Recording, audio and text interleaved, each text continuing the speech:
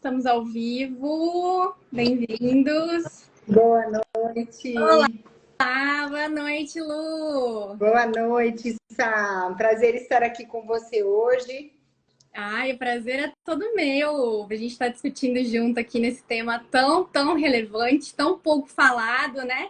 Que bom que a gente conseguiu quebrar esse tabu assim, né? Para trazer essa discussão tão enriquecedora para todo mundo, tanto para a comunidade médica quanto para a população geral, né? Com certeza. Apesar de ser um assunto que a gente fala sem nenhuma alegria, porém, a gente pode trazê-lo com base em informações, conteúdo e o melhor que a gente possa trazer do nosso mundo médico para todo mundo, né? Parabéns pela sua iniciativa.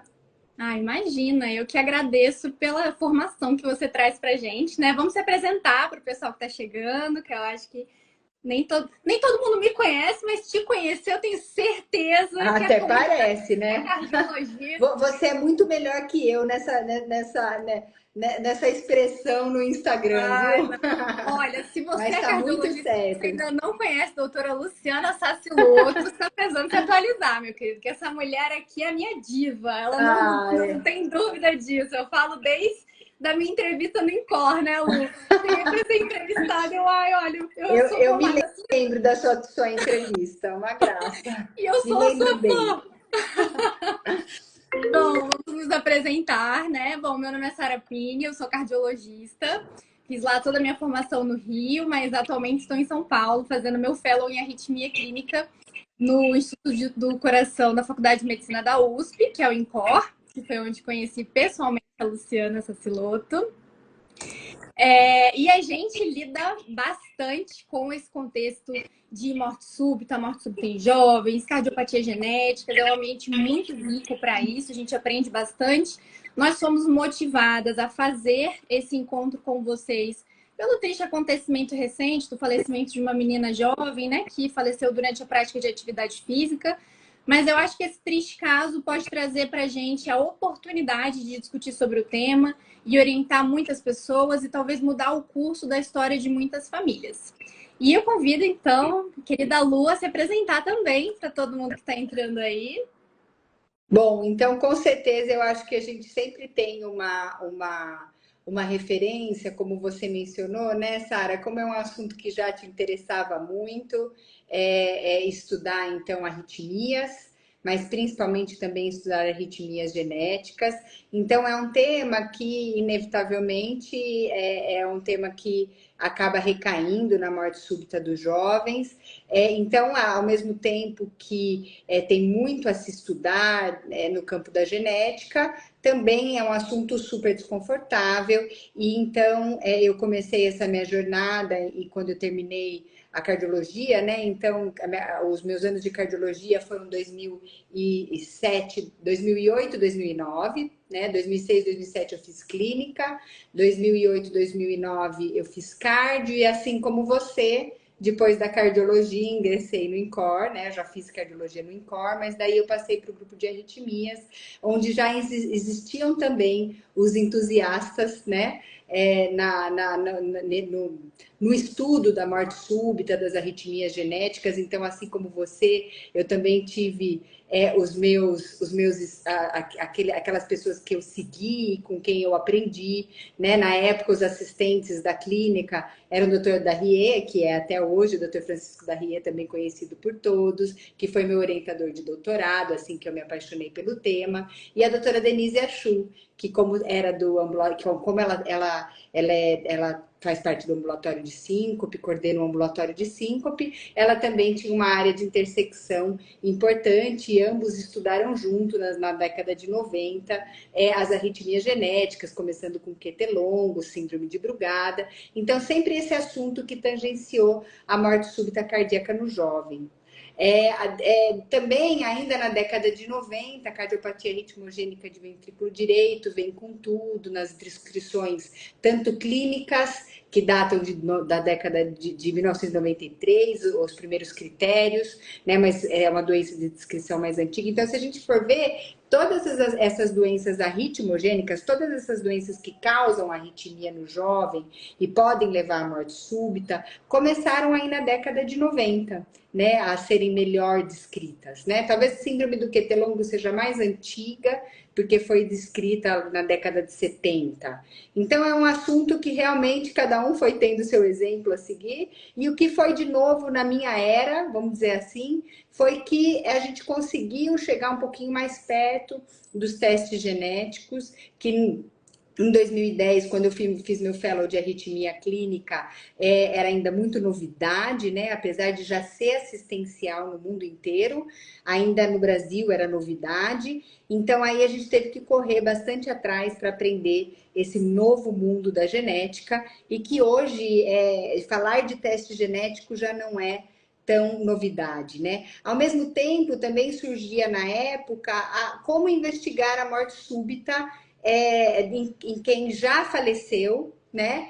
Que fez uma autópsia, que não encontrou a causa. Então, esse também é um tema que a gente pode ir debatendo um pouquinho mais à frente, mas a gente entende que tanto a nossa atuação no ambulatório trouxe a vivência dessas arritmias genéticas, e depois a integração com os geneticistas e a cardiologia molecular, para chegar no momento onde chegamos, que a gente tem um grande centro de genética cardiovascular, com abordagem cardiovascular Lanin-Core, que é o CardioGen, esse liderado pelo professor Krieger. Então, realmente, todos os pontos clínicos, genéticos foram evoluindo, assim como a abordagem, né, do teste genético. E a gente também não deixa de falar sobre a abordagem da parada cardíaca, né, Sá? Que muitas vezes fica tão restrito à abordagem de profissionais de saúde, quanto realmente o que a gente gostaria muito de poder ensinar, passar adiante, fazer campanhas, como salvar uma pessoa que tem um mal súbito ao nosso lado. Então, todos esses aspectos eu acho que são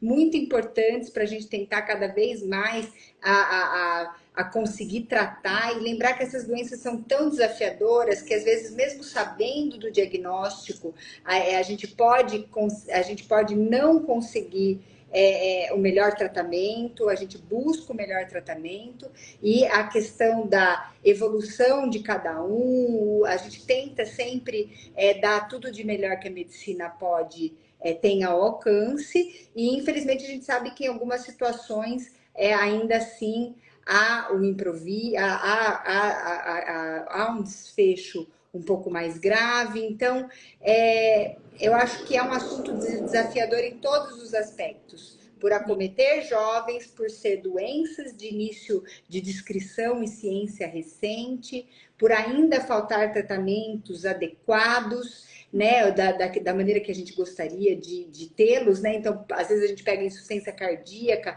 o avanço do tratamento da insuficiência cardíaca, melhorando tanto a sobrevida dos pacientes, e é isso que a gente quer com o alcance da cardiopatia, da canalopatia, das doenças, das arritmias genéticas, e sua base para fortalecer que haja um tratamento adequado para esses pacientes, e justamente a gente prevenir esse desfecho tão grave que é a morte súbita. Perfeito. Acho que assim, bom, que a gente tinha conversado antes, para vocês saberem também, a nossa ideia nesse começo aqui é a gente trazer alguns conceitos para vocês, que a ideia é que seja uma linguagem acessível à população geral, para trazer essa conscientização, e depois nós vamos abrir para algumas perguntas. A gente já tem aqui perguntas que foram feitas nas caixinhas que eu abri, eu deixei 10 perguntas reservadas aqui, que são muito boas, mas vocês podem ir mandando aqui também nos comentários, que a gente vai tentando ajustar para responder no final. Então, eu acho que assim, a primeira questão é a gente conceituar o que é morte súbita, né? Que a gente fala morte súbita, e às vezes para a população geral, do que vocês estão falando, né? O que configura uma morte súbita? E esse é um termo genérico para quando o falecimento do paciente aconteceu menos de 1 hora do início de algum sintoma, ou o paciente foi visto de maneira assintomática a menos de 24 horas do seu falecimento. Ou seja, o paciente foi encontrado morto e menos de 24 horas daquele momento ele tinha sido visto assintomático. É assim que a gente conceitua a morte súbita. E, obviamente, não existem somente causas cardíacas para uma morte súbita, mas o nosso foco aqui, como cardiologistas e arritmologistas, é na morte súbita cardíaca. E hoje a gente quer falar especificamente da morte súbita cardíaca no jovem. Porque o que a gente vê, né, quando acontece, é noticiado e eu acho que assim, a mídia ela tem um papel fundamental, a gente precisa saber que essas coisas acontecem, mas junto com isso, às vezes vem muita especulação, especialmente quando vem associado ao esporte, aí muitas pessoas achando, é porque usa pré-treino, porque toma cafeína e tudo mais. E às vezes acaba deixando muito simplória uma discussão que, na verdade, é muito complexa. Então, eu sempre converso com as pessoas que a gente nunca pode se contentar com respostas simples quando a gente vê que um jovem morreu, que teve uma morte súbita, quando a gente vê uma morte súbita num jovem. Então, a gente precisa investigar a fundo e essa investigação, ela passa também por uma avaliação adequada familiar. Então, como sempre, como tudo em medicina, uma adequada anamnese, tanto da história clínica daquele paciente, quanto daquela história daquela família, o que às vezes é difícil da gente conseguir coletar, mas isso já pode ser um grande direcionamento para a gente conseguir o diagnóstico daquele caso. Que pode, por mais doloroso que seja a gente falar sobre isso nesse momento, e a gente não minimiza isso, a gente sabe que é, mas o que eu acho que a gente precisa ter em mente é que quando a gente faz o devido aconselhamento, o devido rastreamento desses casos, pode ser uma situação em que a gente pode evitar a morte súbita em outras pessoas daquela família. Sim. Então, a gente precisa falar sobre isso. Eu sei que dói, é uma questão dolorosa, mas não dá para colocar naquela caixinha do luto de não posso ver isso agora, porque isso pode mudar o curso da história da sua família, né, Lu? É isso. Eu acho que você falou as etapas que a gente pensa na prevenção, né? Então, esse, na verdade, é um papo desde a pediatria, né? Então, o pediatra, quem faz a puericultura das famílias, né? Tanto no ambiente público quanto no ambiente privado, é aqueles pacientes, a primeira coisa que vem à tona são os antecedentes familiares, né? Então, saber de avós, saber de tios, né? Então, isso é muito importante desde as fases iniciais, para poder realmente direcionar quem é aquela família que necessita de uma atenção especial. Porque é isso, quando a gente fala em morte súbita, a gente fala de uma raridade, até ela acontecer na nossa família.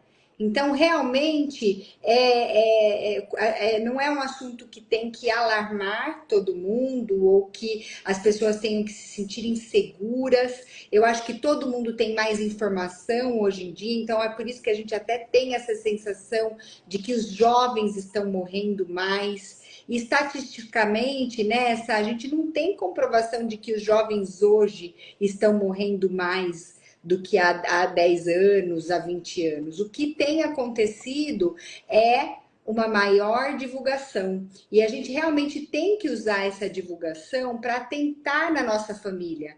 Por exemplo, eu demorei 10 anos, por exemplo, se eu contar, né, do começo da faculdade, eu já estava na residência de cardiologia, quando eu pensei, eu tenho uma morte súbita na minha família. Entendeu? Meu avô morreu com 47 anos, aí tem diversas circunstâncias que levaram à morte, mas ele teve uma morte misteriosa. E meu avô não fez autópsia. Eu vi recentemente nos documentos da minha mãe que estava lá uma causa qualquer no SVO. Mas é meu avô. Eu tenho que saber do que ele faleceu. Entendeu?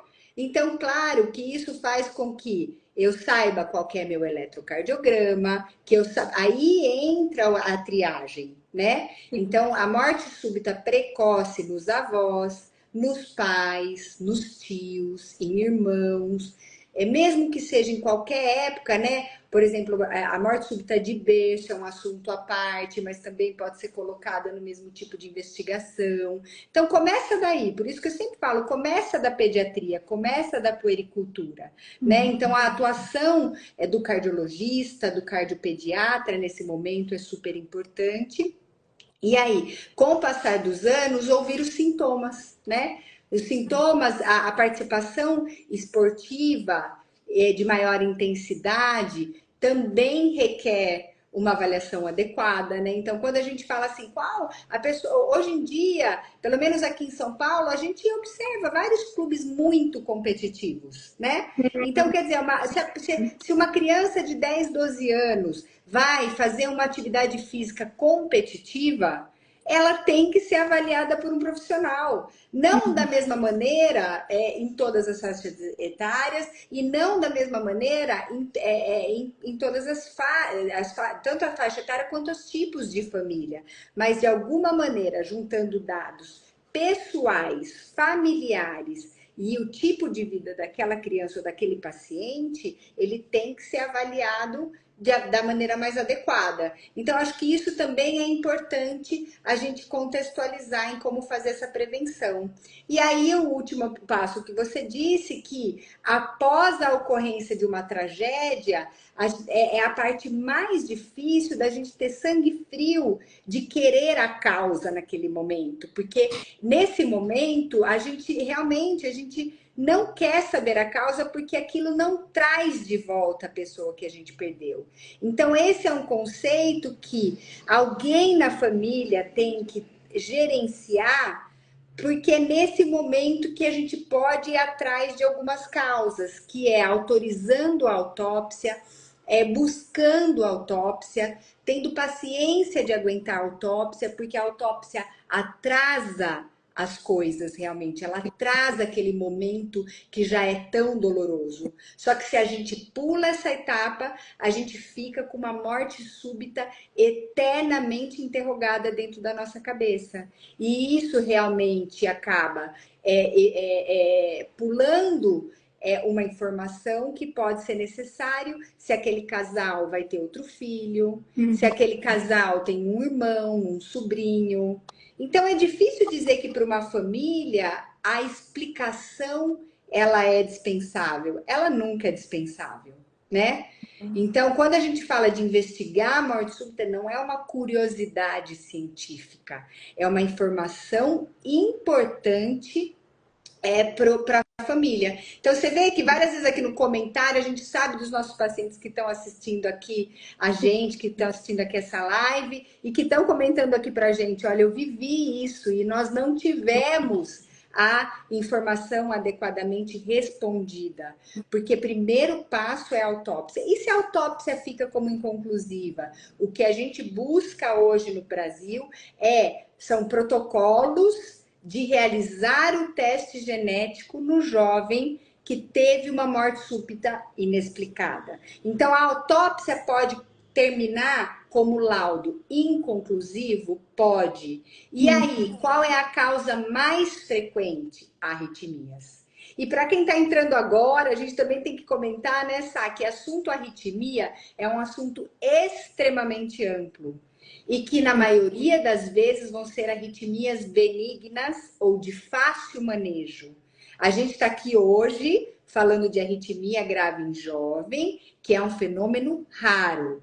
Então, eu acho que por isso, assim, agora é diferente se a gente está dentro de um contexto familiar onde nós temos que dar mais atenção a esse aspecto ou menos. E também aquilo que a gente sempre conversa no dia a dia do nosso ambulatório, né? Ouvir o paciente, o desmaio, ouvir a palpitação, a dor no peito. Claro que só na história clínica o médico consegue perceber a história que tem que ser investigada e aquilo que pode não ser um sintoma cardiológico de verdade, né? Então, assim, a gente sabe que o coração também, ele pode se manifestar, ter vários tipos de manifestação que não recai apenas em doença cardíaca grave. Então, a ideia do nosso bate-papo está longe de ser deixar todo mundo alarmado, né, Sasha? Que é importante isso, E porque a maioria das coisas que vão acontecer no coração de jovem vai ser do bem, vai ser benigna, mas vai ter aquele pequeno percentual que necessita daquele olhar cardiológico, que precisa ter um histórico familiar bem detalhado. E quando a gente fala de morte súbita numa família, a gente também fala sobre marca-passo em idade precoce, insuficiência cardíaca em idade precoce. Então, não é só a respeito da morte desconhecida, mas também de outras características que possam fazer que a gente hipoteticamente esteja diante de uma cardiopatia, de uma doença do coração ou de uma arritmia grave naquela família, né? E assim, de forma alguma também, a gente quer desencorajar a prática da atividade física, esse é o primeiro ponto. A atividade física é maravilhoso, né? É maravilhosa e é um dos pilares principais do cuidado com o coração. Então, todos nós devemos movimentar o corpo, praticar a atividade física. É uma minoria de pessoas que vai ter a morte súbita associada ao exercício. E um outro ponto também é que, justamente que a Lu falou, né, que o nosso objetivo aqui não é criar um alarde, criar agora, meu Deus, tá todo mundo com medo de morrer do nada, e das pessoas saírem por aí achando que fazer zilhões de exames complementares em todo mundo, sem nenhum critério, vai resolver o problema, porque De não jeito vai. nenhum. Então, às vezes, a gente tem diversos resultados que levam a uma série de iatrogenias, inclusive em testes genéticos. Então, a gente Isso. tem que ter muito cuidado de para quem a gente está orientando aquele exame. Então, tudo começa com entender a história clínica daquele paciente, daquela família, é o que vai ditar qual que vai ser o próximo passo. Porque, assim, muitas perguntas, elas estão nesse sentido de, então, será que a gente tem que fazer Holter para todo mundo? Será que a gente tem que fazer eco para todo mundo? Será que... Então, assim, vamos com calma. Na medicina e no amor, nem sempre, nem nunca, né? Então, assim, a gente tem que, a cada dia mais, eu acho, a gente procurar consolidar um sistema de saúde em que as pessoas consigam ter um acesso mais fácil, Passo a passo, né? passo a passo, que elas consigam ter o vínculo com aquele médico para que elas possam ter o devido aconselhamento e a partir daí a gente vai. Não, então a história é essa, vamos começar com o eletrocardiograma. Então eu lembro daquela paciente recentemente sua do QT longo, né, que acabou engravidando, não tinha planejado, morrendo de medo em relação à filha. Qual foi a primeira coisa que fez? Um eletrocardiograma. Ué, tá normal, calma, vamos acompanhar. Vai fazer o teste genético nela agora? Não, calma, o eletro dela tá normal, vamos com calma, né? Então, eu acho que que é muito legal os pacientes sempre saberem é que a medicina tradicional ela ainda não mudou, né? Então, assim, às vezes o paciente é muito interessante quando a gente faz o eletro no paciente. Ou a gente faz um eletro e o eletro é a nossa grande ferramenta para várias doenças, né?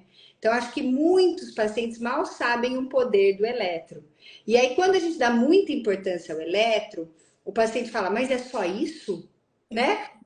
Então, por ser um exame de baixa complexidade feito em 10 segundos, muitas vezes no conceito, aquilo é muito simples para poder dar um diagnóstico. Mas, por exemplo, várias arritmias, e aqui mencionado o síndrome de Brugada, as histórias que tiveram todo um curso que passou por avaliações sequenciais. Primeiro o exame físico, a história do paciente, a história familiar e o eletro. Pronto, é essa a nossa grande ferramenta. E depois, se você precisa de um eco, fazer um ecocardiograma na hora certa.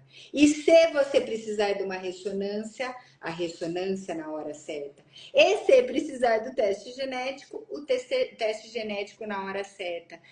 Ainda hoje, se a gente atropela essa linha de raciocínio, acaba recaindo naquilo que você está mencionando de má prática, de você utilizar mal. Então, se eu não tenho bem caracterizado um eletro, qual é o aproveitamento que eu posso fazer do teste genético. Aqui também já eu vi nos comentários, o teste genético não é 100% por uma síndrome de Brugada, muito pelo contrário, 20% dos pacientes vão ter esse teste genético que indicam o motivo da síndrome de Brugada. 80% a gente ainda não sabe, mas a gente define a doença a partir de um eletrocardiograma, assim como o QT longo. Mas a síndrome do QT longo, 90% dos testes podem nos ajudar. Então, quando a gente pensa num contexto de morte súbita, a gente justamente entende que se eu não tiver o anatômico, se eu não tiver o molecular, aí a gente não tem nada para proteger as outras pessoas da família. Então, realmente é uma questão de utilizar bem o arsenal terapêutico, mas nada é dispensável, né? E às vezes hoje, no momento que eu tô vendo uma paciente, um eletrocardiograma é suficiente. Mas amanhã eu posso querer um ergométrico e no outro ano eu posso querer um eco. Então, realmente, sem atropelar, nós temos que passar pela investigação direcionada, né? Então, quem pode fazer esse diagnóstico e iniciar essa cascata de investigação é um médico de família, é um pediatra, é um clínico ou cardiologista, né? Então existem vários, você pode ter uma endocrinologista que te acompanha por causa de um problema da tireoide há séculos. Mas se você mostra suas queixas, seus antecedentes familiares, ela pode te direcionar, olha, para isso você precisa de um cardiologista. Então, eu acho que essa movimentação multiprofissional, é o que pode ajudar as pessoas a pegarem o caminho mais reto, menos tortuoso, menos atropelado. É muito frequente no consultório as pessoas quererem que a gente faça tudo. E a gente tem que fazer tudo, mas dentro de uma lógica, né? Então, eu acho que essa também é um conselho importante. E você mencionou a prática esportiva, é o que a gente mais fala. Não é para parar ninguém. Então, alguns eventos acontecem no esporte, mas a grande maioria dos eventos acontecem ao sono e repouso. Então, pouquíssimas doenças nos fazem aconselhar a redução na intensidade, mas nenhuma doença nos faz parar uma pessoa de praticar atividade física. Então, a prática de atividade física é extremamente benéfica, como você mencionou. E a prevalência de doença, a quantidade de doença por falta de exercício físico é muito maior que a doença que a gente está conversando hoje nessa live. De novo, a morte súbita arrítmica, a morte súbita do jovem. Esse é um número pequeno dentro da população. 1 a cada 100 mil por ano. Mas quando você pega quem evolui para infarto, quem evolui para uma baita ansiedade, para uma obesidade, sedentarismo, é justamente quem não pratica a atividade física. Então, a prática de atividade física previne as doenças que são muito mais importantes para a população, como hipertensão, diabetes e várias doenças também relacionadas a um contexto emocional que acaba indo também por água abaixo se você não cuida de todo os aspectos da qualidade de vida, né? Daí vem a prevenção que atende a maioria: exercício físico, dieta, sono, e é assim que a gente se garante, né? E que é uma coisa que, assim, eu acho que a grande dificuldade é porque isso não é totalmente mensurável, né? Então, assim, às vezes o paciente que tem uma arritmia, que até é benigna, mas faz ele ter medo de praticar atividade física, ele vê a extracístole ali no holter. Mas ele não consegue acompanhar a plaquinha de gordura se formando na artéria do coração. Então, às vezes, ele se abstém da atividade física por medo, por uma total ignorância, porque não tem essa indicação.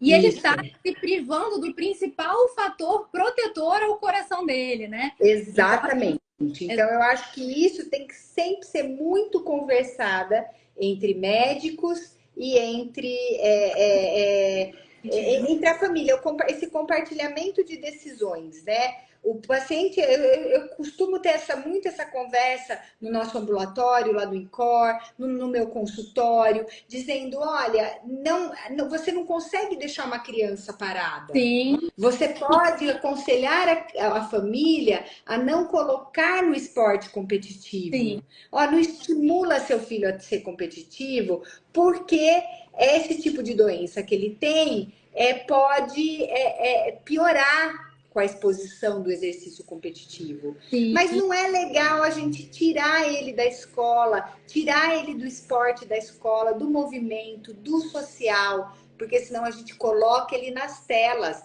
E essas doenças que nós estamos conversando, pode matar no esporte, pode matar no repouso, pode matar no sono, mas existe um grande problema atual que é morrer nas telas, no videogame, porque esses esportes extremamente que tem jogos realísticos dão adrenalina para o corpo. Adrenérgico. Igual a uma atividade física. Sim, e eu lembro muito de um caso que a gente estava conversando no ambulatório também, que era uma bebê, também era uma paciente com uma cardiopatia genética e tudo, e aí a gente ainda não sabia se a filha tinha ou não, e os pais estavam perguntando da natação, e aí você falou assim, as crianças morrem muito mais afogadas do que de cardiopatia genética. E sua filha tem que saber nadar.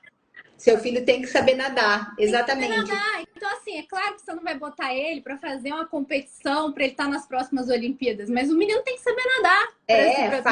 Faça com supervisão, não vai entrar sozinho na piscina, vai ter gente do lado. Então, realmente, é muito interessante a gente ouvir. Tem várias pessoas fazendo comentários, né, Sá, sobre as pessoas que eu conheço muito. Agradeço a presença de todos aqui. Contando as suas histórias, né? Tem alguns recuperados de parada cardíaca aqui que tiveram um final muito feliz, né? E justamente essas pessoas tiveram a alegria de serem reanimadas por pessoas ao lado que puderam atender em tempo, executar massagens de boa qualidade. Então, para mim, né, a gente estava comentando isso há pouco tempo, além de tudo, assim, reforçar de novo a necessidade. Quando eu vejo a pessoa recuperada de parada cardíaca, eu sempre penso a necessidade de preparar a escola onde o nosso filho estuda, a escolinha de esporte onde o nosso filho faz esporte. E outro tema que é muito em debate é, por exemplo, desde não só morte súbita com o jovem, mas quem está com o idoso em casa, muitas vezes. Aquela criança que não tem 18, 20 anos, então não está na escola, não está na faculdade, mas tá aquela criança de 10, 12 anos, que é justamente a faixa etária que pode começar a aprender a fazer aquilo que a gente chama de BLS, né? Sim, que é o atendimento básico de salvamento. Então, isso lembrar de novo que não é um treino para profissionais de saúde, que isso pode ser um treino para a população geral. Eu acho que assim, isso é uma coisa que infelizmente no Brasil a gente ainda peca, porque eu acho que isso é uma coisa que realmente tinha que estar na escola, mas uma coisa que eu tento fazer, assim, conscientizar as pessoas se você sabe, se você já aprendeu o BLS, ensine as pessoas à sua volta. Então, eu lembro quando eu fazia medicina, teve um dia que eu virei para minha família, eu peguei um monte de almofada, eu falei, pode vir todo mundo. Finge que essa almofada é uma pessoa e vocês vão agora aprender como é que você reanima, como é que você identifica uma parada e como é que reanima. Porque é uma coisa que é para todo mundo saber. E essas pessoas que estão aqui falando, que são sobreviventes de parada cardíaca, a maioria teve alguém do lado, seja médico ou não, na maioria dos casos não é um profissional de saúde que sabia o que fazer na hora para conseguir tirar a pessoa daquela condição. Porque tempo é miocárdio, é músculo cardíaco. Quanto mais tempo que ele coração... E cérebro, né? Então, saber disso, saber fazer uma reanimação bem sucedida faz toda a diferença. Perfeito. Bom, acho que fizemos uma boa introdução. A gente tem muitas perguntas. Vamos partir para as perguntas, que eu acho que... Bom, gente, eu vou começar com as perguntas aqui do pessoal que mandou na caixinha, mas eu estou com um assistente, que é o meu marido, as perguntas que vocês estão mandando e tá me mandando aqui também, as que vocês não podem ir mandando aqui na live também, tá? Mas então vamos lá. Primeira pergunta, Lu. Existe um sinal ou sintoma característico que pode deixar a gente alerta? Uma pergunta feita pela Natália Viale, do Rio de Janeiro. Sim, eu acho que o grande problema é assim, sinais e sintomas das arritmias comuns, às vezes podem se confundir com as arritmias mais graves. Então, assim, palpitação, poxa, se eu for achar que todo mundo que tem palpitação pode ter alguma coisa grave, eu vou tratar muito mal as pessoas. Sim. Então, na verdade, é um sintoma associado a um contexto. Uma coisa é eu ver palpitação num paciente com eletrocardiograma normal, uma coisa é palpitação num eletrocardiograma alterado. Então, o sintoma em si, que é de maior risco, são alguns tipos de desmaios em atividade física. Então, se tem uma coisa que sempre nos arrepia, né, Sara, na hora de cuidar de uma pessoa, é desmaiou jogando futebol, desmaiou praticando atividade física, é um sinal de alerta. Porém, de novo, não é um sinal ou um sintoma específico que vai fazer que a gente taxe aquela pessoa de alto risco, mas sim o seu contexto familiar e seu contexto de exames básicos, que entra o eletrocardiograma e o exame físico. Sim, eu acho que certamente, assim, um desmaio no pico do esforço é uma coisa que merece uma avaliação de um médico. Então, assim, pode ser que a gente chegue à conclusão de que, assim, se alimentou mal no dia, foi isso. Mas que merece uma avaliação, né? Assim, uma avaliação, ouvir, né? Ser ouvida por um médico que leve em consideração todos esses aspectos. Perfeito. Aí tem uma pergunta aqui que eu acho que até você vai adorar, mas assim, é muito específico, que é a relação de prolapso com morte súbita. Então, assim, foi a Melissa Sorrana que perguntou. Melissa, a gente pode até marcar uma live só para falar sobre prolapso arritmogênico, que é uma coisa super, super rara. O prolapso mitral normalmente não tem significado clínico nenhum, mas a gente deixa isso para uma live um pouquinho mais específica, né, Lu? Que esse é um tema realmente muito específico. Mas você sabe que dá para linkar com muitas coisas, tá? E dá para linkar também com a pergunta anterior. Palpitação, desmaio, alguém está também perguntando aqui, né? Extracistolia, né? Então, quer dizer, e o próprio prolapso. Então, imagina situações que são extremamente comuns na população. Que, ou seja, a gente não pode colocar fogo na fogueira, né? Incendiar, né? Sim. Então, a gente não pode incendiar. São situações que a gente tem que analisar caso a caso e pegar a agulha do palheiro. Quem é o paciente de risco nesse meio de gente? Por quê? Extrasístole, por exemplo, se eu pensar que toda extrasístole é maligna, eu vou praticar muito mal a nossa medicina. Porque muita gente vai ter extrasístole benigna. Apesar de roubar muito da qualidade de vida de algumas pessoas, que eu também vejo aqui esse comentário e concordo. Isso tem que ser debatido entre médico e paciente. Ok? Pode não ser perigoso, mas está me roubando a qualidade de vida. Esse é outro assunto. Exatamente. Isso é importante ser valorizado, sim. Está coberta de razão. Porém, o que a gente olha na nossa conversa hoje é quem é o indivíduo de risco dentro de uma população com extrasístole, dentro de uma população com palpitação, dentro de uma população com sintomas. E daí entra o prolapso, já que a grande maioria dos pacientes vai ter um prolapso do bem. E aí, esse prolapso, a única questão que tem que ser acompanhada é o funcionamento da válvula mitral. Então, é uma válvula com uma insuficiência discreta? Ela tem uma insuficiência moderada, ela funciona muito mal, tem uma insuficiência importante, contextos diferentes. Mas se a gente chamar de maligno todo o prolapso, a gente realmente não vai estar aconselhando adequadamente. Aí, se eu tenho um paciente com prolapso, ele precisa ser atendido pelo cardiologista, ouvidas as suas queixas, é realizado o eletrocardiograma, que já no eletrocardiograma há sinais para se atentar um pouco melhor. Mas é isso, dá para a gente passar uma live inteira falando de prolapso, mas para mim entra muito nesse contexto, manifestações comuns, onde nós temos que saber realmente fazer o nosso máximo para ouvir o paciente e extrair aquele que precisam de mais de uma atenção. Todos merecem, todos precisam de atenção, todos os pacientes precisam de atenção. Mas o que a gente fala precisa de uma atenção voltada à prevenção de algo tão grave como a morte súbita. Uma morte súbita, exatamente. E assim, não se ofenda se o seu médico disser que o seu caso é benigno. Isso não quer dizer que... Não se ofenda. Não se ofenda, às vezes é a maneira como a gente fala, mas realmente as extracístoles às vezes tiram muito da qualidade de vida e a gente quer te tratar e quer que você fique bem. Mas a gente também quer te tranquilizar de que você não vai morrer disso. Sim. Né? Então, assim, só que às vezes, dependendo de como a gente fala, o paciente se sente um pouco desvalorizado na sua queixa, né? Não, exatamente. Isso é fundamental. Aí, essa pergunta aqui eu achei excelente, porque a gente vê muito isso mesmo. Foi feita pelo o Instagram, é enfermeira Leiliane. Eu até respondi ela pessoalmente.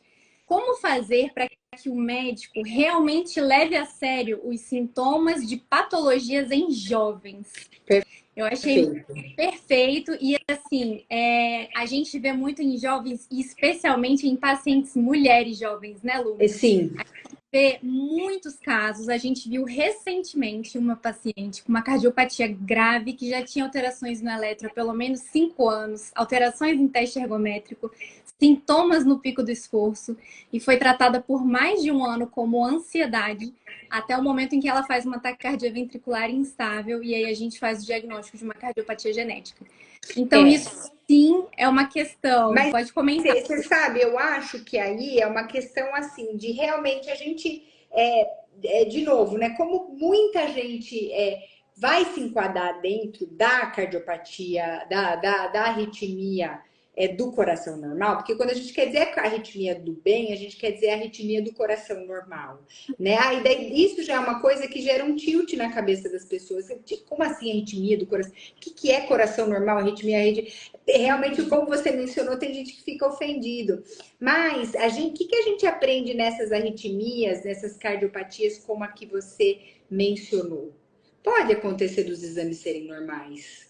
E o que você precisa estar acertado com o paciente? A reavaliação, né? As nossas avaliações cardiológicas não tem como ser para sempre. Não existe uma avaliação cardiológica que valha para sempre, né? Então, você faz uma avaliação e com base naquilo que você está vendo do paciente, não há provas de malignidade. Como que um delegado faz quando ele está pesquisando um suspeito? Ele pode prender qualquer pessoa ou ele precisa de provas? Exatamente. Então, a gente também é assim. A gente não pode rotular antes que as provas apareçam. Porque, de novo, senão a gente vai estar deixando doente uma grande quantidade de pessoas que não têm doença, né? E isso não faz com que a gente proteja quem tem a doença. Porque, na verdade, é isso. É avaliar, reavaliar, ouvir, para retirar aquele indivíduo de um balde de pessoas com coração normal, de uma quantidade enorme de pessoas que têm coração normal. Felizmente, a gente conseguir discernir quem precisa de um marca-passo, quem precisa de medicação, quem precisa de um cuidado extra que seja, não pode tomar isso, não pode tomar aquilo, sua vida tem que ser assim, tem que ser acolá. Então, quando a gente fala de tratar a arritmia grave, inclui mudanças de estilo de vida, você não é todo mundo. A gente tem que olhar você diferente em todos os aspectos. Doentes que têm, pessoas que têm doença rara, se sentem sozinhos no mundo. Porque é diferente de ter diabetes e conversar comprando um jornal. Quer dizer, não sei se alguém dia hoje ainda compra jornal, mas figurinha, vai. Eu saio aqui, vou na banca da esquina comprar figurinha para os meus filhos, eu posso comentar, eu desenvolvi diabetes. A pessoa vai falar, poxa, então você não pode comer isso, não pode aquilo. Olha, agora eu tô fazendo mais exercício. Se você tem uma doença rara, você não tem com quem conversar. né? Então você vai num dentista, onde teve uma época que o Dr. Francisco da Ria também orientou a tese de uma dentista, da Carol, uma pessoa maravilhosa que a gente fez em colaboração um projeto de genética em odonto, para atender os pacientes com cardiopatia genética ou arritmia genética, porque qualquer local havia uma restrição em cuidar dessas pessoas. Então, além de tudo, muitas vezes é assim, se você tem uma arritmia genética, eu não posso mexer com você. Entendeu? Não precisa nem a gente tem pacientes... marca-passo. A gente tem marca-passo, às vezes a pessoa não quer ajustar o remédio. Ninguém quer ajudar. Exatamente. Por cuidados, por receio, mas isso é que a gente tem que abrir a integração e falar mais. Sim. Porque para algumas coisas esse indivíduo requer um cuidado especial, para outras coisas ele pode ser cuidado como qualquer outra pessoa. A gente está sofrendo uma dificuldade enorme em tratar uma paciente que precisa de uma biópsia, porque ela tem uma arritmia e um cardiodesfibrilador. E aí, toda vez que ela passa por avaliação pré-operatória, ela acaba tendo dificuldade no acesso. E o que a gente precisa? Estar presente para escrever cartas, ensinar o manejo, orientar, porque realmente essas pacientes precisam de outros cuidados além do coração, né? E para apimentar, do quanto é difícil muitas vezes a gente ter certeza de quem é o paciente sob risco, a gente dá o exemplo de uma doença que algumas pessoas aqui que estão dizendo eu uso CDI, podem ter ouvido falar, que é a fibrilação ventricular idiopática. Que traduzindo isso para o paciente tive parada cardíaca e não foi encontrada a causa. Então, imagina que já aconteceu a parada cardíaca, entretanto, fazendo todos os exames mais extensos e aprofundados que existiam na medicina, não se encontrou a causa. Pode ser arritmia? Claro, a arritmia é a causa mais frequente dessas situações. Faz teste genético? Sim, fazemos. Desses casos, o teste genético ajuda em quanto? 10%. Ou seja, 90% continua inexplicado. Mas aquele indivíduo que se beneficiou, ele sabe o que ele tem. Então, isso ajuda muito realmente a cuidar da vida dos familiares, cuidar de todas as incertezas, dar nome aos bois, né? A gente sempre teve vontade de dar nome aos bois. Mas para apimentar o quanto é difícil, é pegar um tipo o Eriksen, jogador da Dinamarca, que ele fazia parte do futebol inglês, quando ele teve a parada cardíaca, e que a gente entende que concentra a melhor cardiologia esportiva do mundo. E os jogadores de futebol passam por uma extensa avaliação cardiológica todo ano. E por que ele parou? Por que ele teve parada cardíaca? Sim. Bom, como todos os ingleses são discretos, a gente ou não tem causa, ou a gente não sabe a causa dele, né? A causa que o levou à parada cardíaca. Foi pré-vacina, então essa especulação de vacina, não vacina, pelo que eu me lembro, ele não teve Covid, mas ele teve aquela parada cardíaca inexplicada. E nesse contexto, ele acabou ganhando o desfibrilador e teve a honra de poder voltar a jogar, porque ele não tinha nenhuma doença que o impedisse do esforço competitivo. Isso é muito bacana. Sim. Ele poder ter a opção de jogar com CDI, com o cardiodesfibrilador, é sensacional. Mas eles nos trazem uma lição. Pode ser que o paciente pode ter acabado de passar conosco, ter exames completamente normais e ter a parada cardíaca. De novo, isso é um evento extremamente sério. O que interessa para mim, para minha família, para os meus pacientes, para a população é quais são as doenças que eu posso prevenir e como que eu posso remediar se acontecer. Então, todo mundo na família, se eu quiser lutar por um cardiodesfibrilador no meu prédio, por um cardiodesfibrilador na escola, por pessoas treinadas, porque de nada adianta só um cardiodesfibrilador, né? Que é o DEA. A melhor lugar para parar aqui em São Paulo talvez seja o metrô, ou um clube, ou, né? Então, nesses lugares é onde, se a gente tem uma parada cardíaca, a gente pode ser socorrida rapidamente, É. né? Não, e foi uma ótima colocação, que assim, gente, tem essa questão da fibrilação ventricular idiopática, por exemplo, mas existem alguns tipos de cardiopatia que quando você faz a ressonância, quando você faz o eco, quando você faz um monte de coisa, tá tudo normal. E vai desenvolver alguma alteração estrutural lá na frente. Então, às vezes, a gente realmente não vai conseguir prever. E o paciente vai abrir o caso com a morte súbita. É claro que é o que a gente mais quer evitar. E o que a gente está falando aqui são estratégias de que para que a gente consiga identificar antes esse paciente. Mas a Perfeito. gente não consegue contemplar 100% dos casos que irão evoluir com morte súbita. Alguns pacientes vão, infelizmente, abrir o quadro da cardiopatia realmente com a morte súbita. Sabe, Bom, mas... eu até vou mencionar uma coisa que uma pessoa mencionou, que se existe, não sei se eu entendi corretamente, uma vida normal após implante do CDI.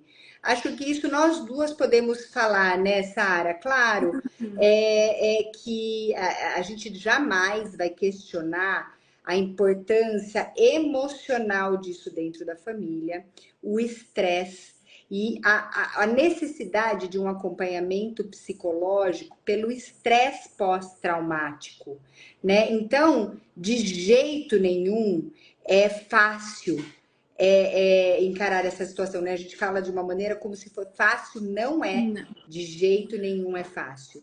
Mas depende muito do que levou ao cardiodesfibrilador. Se a doença que levou ao cardiodesfibrilador for uma doença debilitante, onde a pessoa está mal pela doença de base, claro que o retorno à vida normal requer reabilitação cardíaca, exercícios novamente, né? E requer a recuperação da parada, porque a recuperação da parada, como a gente mencionou, depende muito do quanto ficou de lesão cerebral.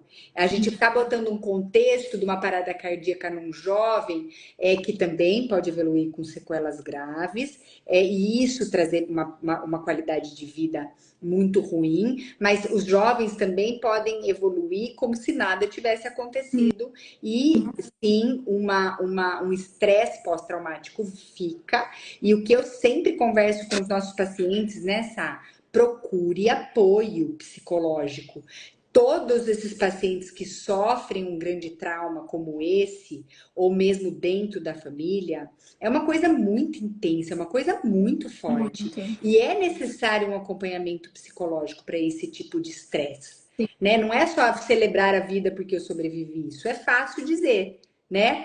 Mas quando é na sua pele, na pele da sua família, realmente é fundamental esse preparo. E a gente vê famílias que se estruturam, que se unem, que procuram ajuda. E quando há dificuldade de encontrar esse caminho, é nossa obrigação tentar ajudar. Porque não é fácil, ainda mais se tem uma cardiopatia dentro de uma família em que muitos são vítimas de problemas cardíacos e morte súbita, com certeza o trauma é ainda maior, ou se é que é possível um trauma maior que uma morte súbita num jovem. Sim, eu acho que você foi num ponto fundamental, que é o auxílio psicológico dos pacientes e dos familiares, porque às vezes a gente, na verdade, faz às vezes um diagnóstico pós-mortem com a necrópsia e a autópsia molecular, e aí fazendo o rastreamento da família, convocação, a gente faz o diagnóstico no irmão, a gente faz o diagnóstico no pai, na mãe.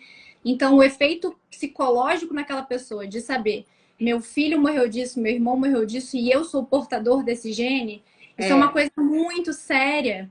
Então, assim, o apoio, a gente tem que estar aberto a isso. Ter a psicologia do nosso lado, ela é fundamental para esse perfil. E teve outras pessoas também, nessa que mencionaram sobre causas curáveis, né? Existe, né?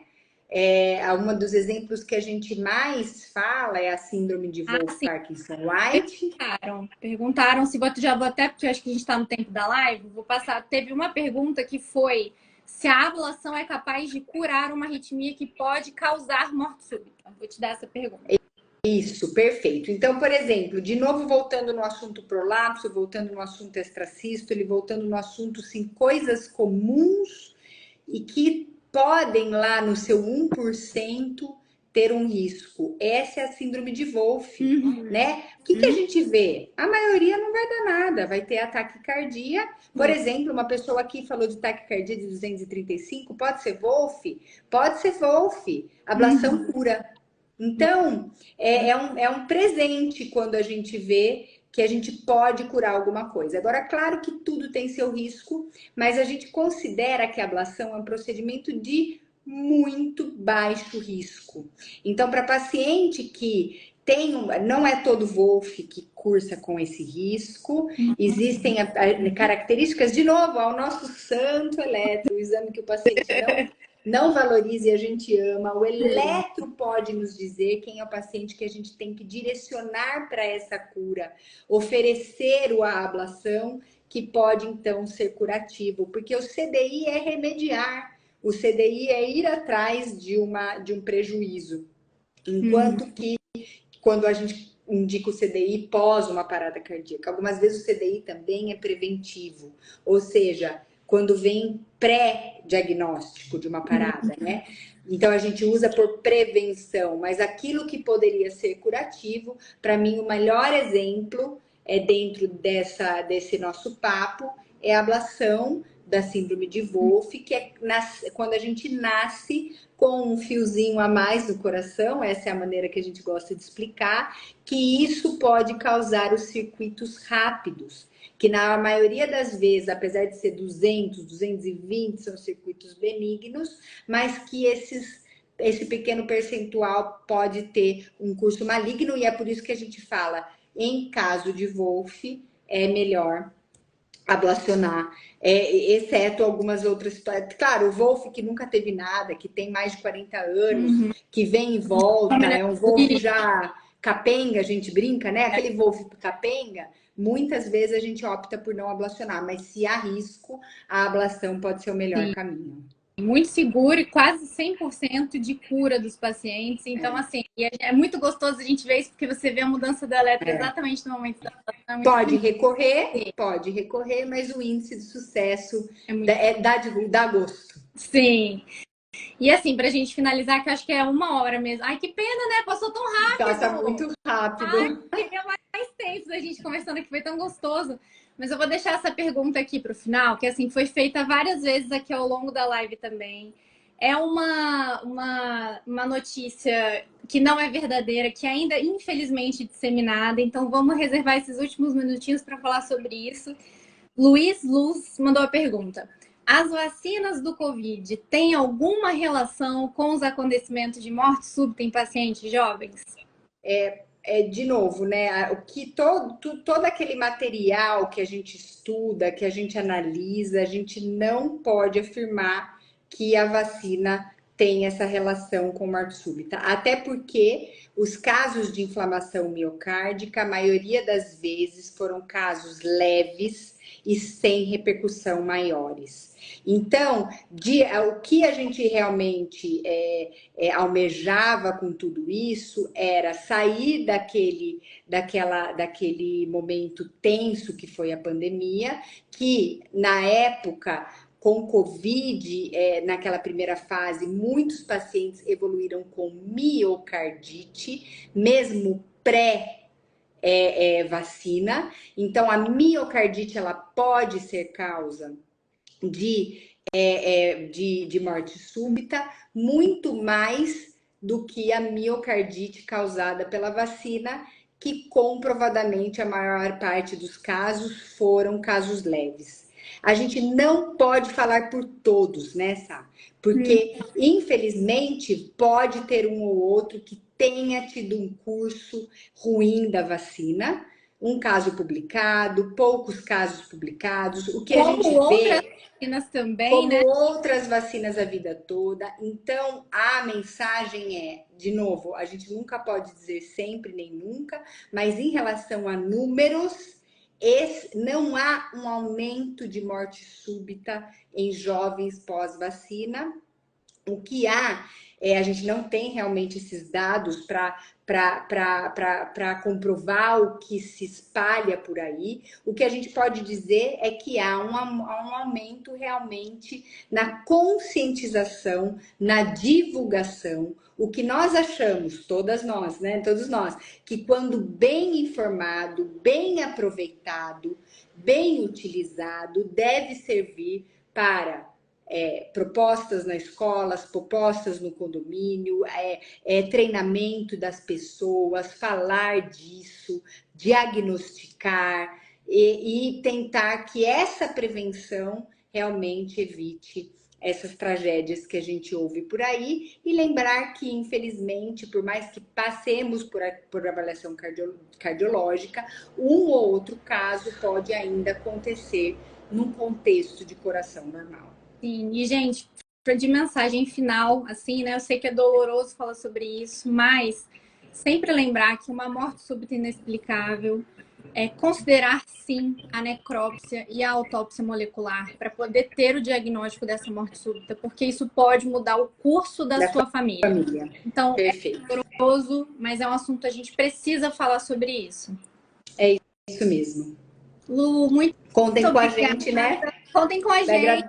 Agradecemos todo o apoio aqui de pessoas muito queridas. Sim, que a gente acompanhou. Estou emocionada aqui com tanta gente falando, queremos mais, a gente também quer mais. E muita gente do nosso ambulatório de arritmia aqui prestigiando a gente. Obrigada, pessoal. A gente gosta muito de cuidar de vocês.